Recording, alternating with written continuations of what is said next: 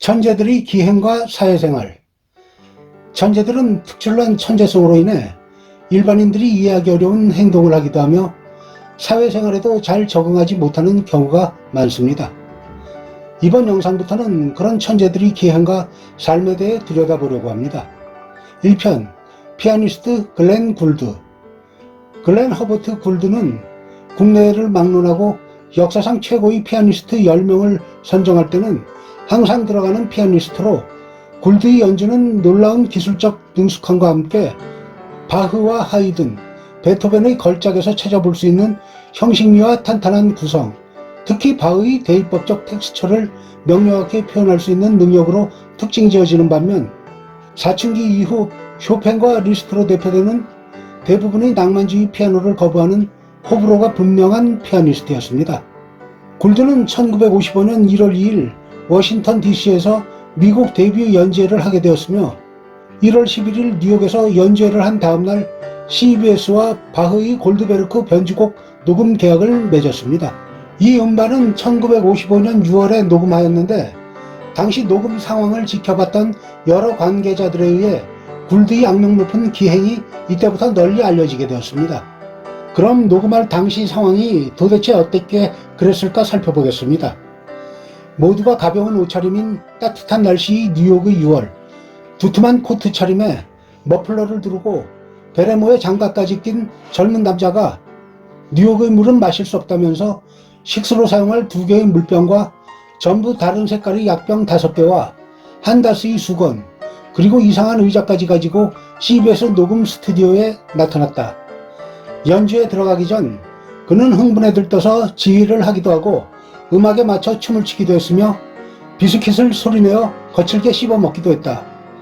그런 행동이 끝난 후 두 손을 20분간 더운 물에 담그고 나서 가져온 수건으로 손을 닦고는 본인이 가져온 다리가 모두 고무로 만들어진 의자에 앉아 피아노 속으로 들어가려는 듯 머리를 깊이 박고 몸을 전후 좌우로 흔들기를 반복하며 자신의 연주에 도취되어서 입으로 쉬지 않고 의미를 알 수 없는 허밍을 하며 녹음 연주를 했다. 음향 엔지니어들은 그가 기괴한 복장으로 등장해서 연주 준비를 할 때부터 놀라기 시작해서 녹음 과정 내내 몸을 비틀며 내는 의자 소리, 끊임없는 그의 허밍을 제거하고 피아노 소리가 제대로 살아나게 하려고 각고의 노력을 기울였던 그런 최악의 상황을 또다시 경험하고 싶지는 않았을 겁니다. 그런 우여곡절 끝에 녹음이 끝나고 1956년 앨범이 출시되자마자 곧 베스트셀러에 올라 이후 한 번도 절판된 적이 없이 오늘날까지 잘 팔리고 있는데, 이 음반을 계기로 별로 알려지지 않은 22살의 젊은 피아니스트가 한순간에 세계적인 거장 반열에 드는 당시로서는 커다란 사건이 일어났습니다. 굴드의 연주 앨범을 듣다가 웅얼거리는 소리가 들린다고 해서 그 앨범이 불량인 건 아닙니다. 위 녹음 상황처럼 많던 적던 그런 웅얼거림이 굴드의 앨범에서는 항상 들리기 때문입니다. 그리고 굴드가 움직임이 자유롭고 높이 조절이 가능한 그런 특이한 의자를 가져온 건 왕립음악원에 다니던 10살 때 심코우스 기슭의 보트 경사로에서 떨어져 허리를 다쳤는데 그 때문에 그의 아버지가 직접 그런 특수 의자를 만들었습니다. 하지만 늘 혼자 작업하며 고독함을 즐기던 굴드는 갑자기 많아진 주위 관심 속에 세계적으로 유명한 악단들과 협연하는 것 자체가 너무 힘들었는지 한참 전성기였던 32살 때 고통일 뿐인 속임수라며 돌연 모든 연주 일정을 중단하고 그 이후로는 한 번도 공개된 장소에서 피아노 연주를 하지 않고 CBS 스튜디오에서 마이크 배치, 스플라이싱, 오버더빙, 리버브 등의 기술 자체가 곡 해석에 영향을 미칠 수 있다고 생각해서 최종 해석 결정을 후반 제작 과정으로 해서 굴드는 녹음 기술을 자신의 예술을 표현하는 하나의 방법으로 사용해 수십 개의 앨범을 제작하면서 음악 잡지와 방송에서 열정적으로 자신만의 녹음 철학을 가진 음악 이론을 논하기 시작했습니다. 특히 당시 기술로 가능했다면 컴퓨터를 이용한 연주도 기꺼이 하지 않았을까 하는 생각이 드는 단순한 피아니스트라고 규정짓기보다는 전위 예술가라고 할 수 있지 않을까 생각합니다. 굴드는 스튜디오 연주에 관하여 텔레비전과 라디오 방송에서도 왕성한 활동을 했지만 작곡가로서의 활동은 적었는데 작곡한 작품도 많지 않았고 그 중에서 많은 작품들이 미완성인 채 남겨졌습니다. 50살의 요절한 굴드의 말년에는 음악 작업보다는 방송 작업과 다른 분야에 더 관심이 많았기 때문에 피아노는 취미 삼아 치는 정도였습니다. 사실 굴드는 젊었을 적부터 자신이 피아노만 잘 치는 사람보다는 레오나르도 다빈치 같이 모든 분야에서 만능적인 사람으로 인정받기를 원했었습니다.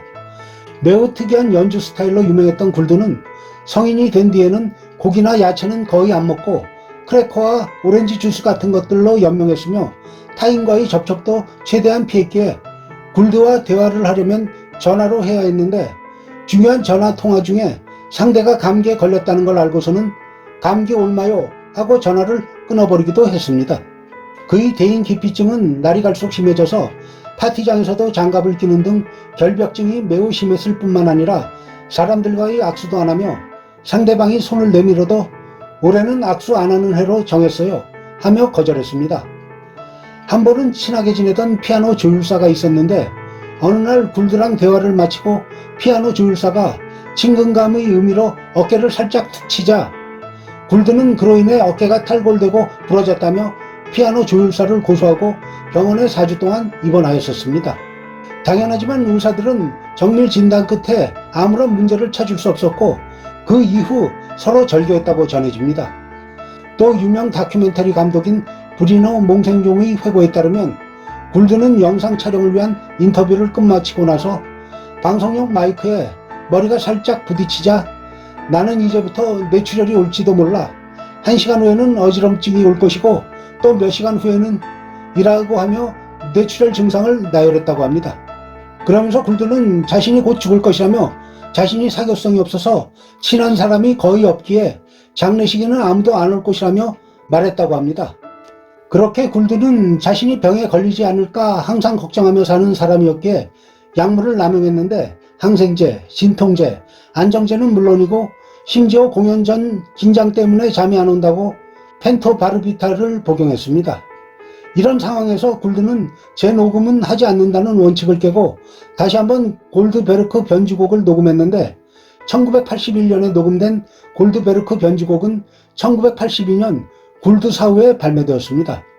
그런데 그의 말년 연주 동영상을 보면 손가락이 가끔씩 이상한 반응을 보이는 게 약물 부작용 때문이라고 주장하는 사람들도 있습니다. 실제로 굴드의 일기에도 말년의 손가락의 이상을 호소하는 글이 많습니다.